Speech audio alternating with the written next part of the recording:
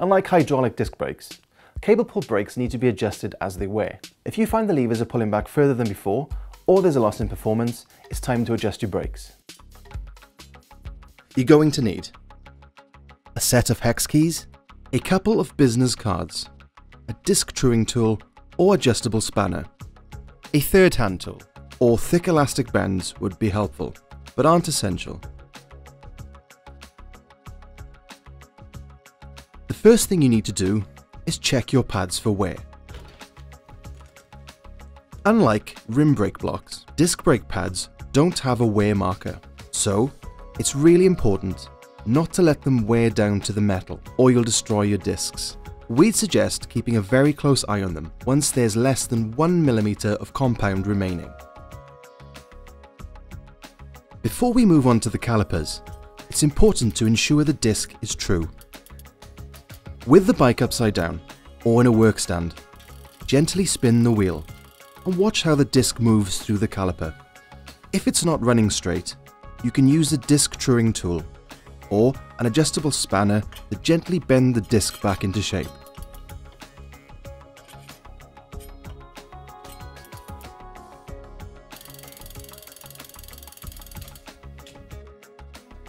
Cable pull brakes differ from hydraulics in that most of them only have one moving piston.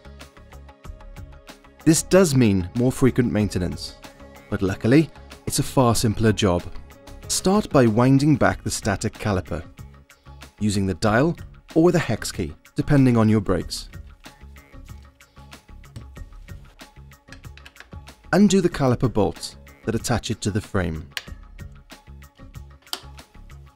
Align the caliper so the disc runs through the center.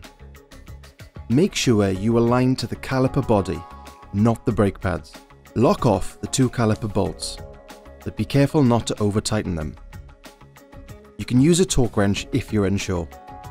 Place two business cards in between the pad on the static side and the rotor. This will help give you some clearance when you adjust the caliper. Wind the static caliper back in and remove the cards.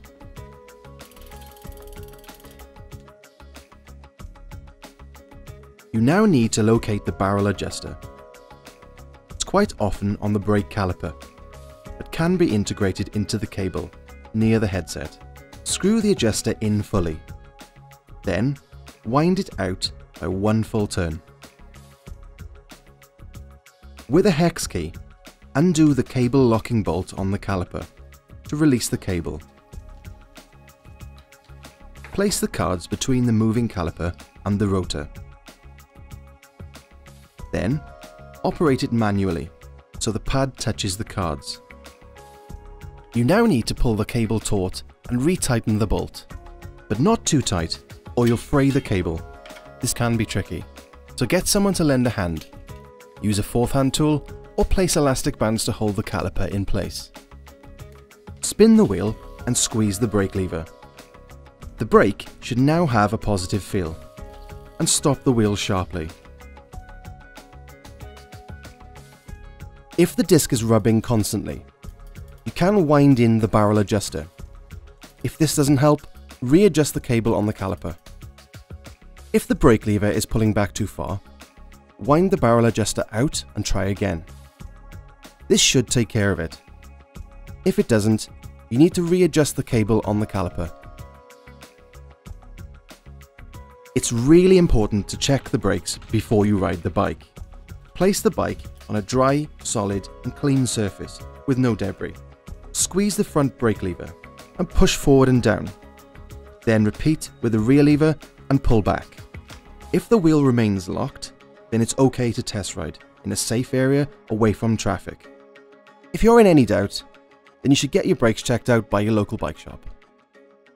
So just to recap, check the brake pads, true the discs, adjust the brake caliper position, adjust the pad position, fine tune, and check before you ride. Don't forget to subscribe and check out the rest of the channel. Let us know what you want more of on your BikeRadar in the comment section below.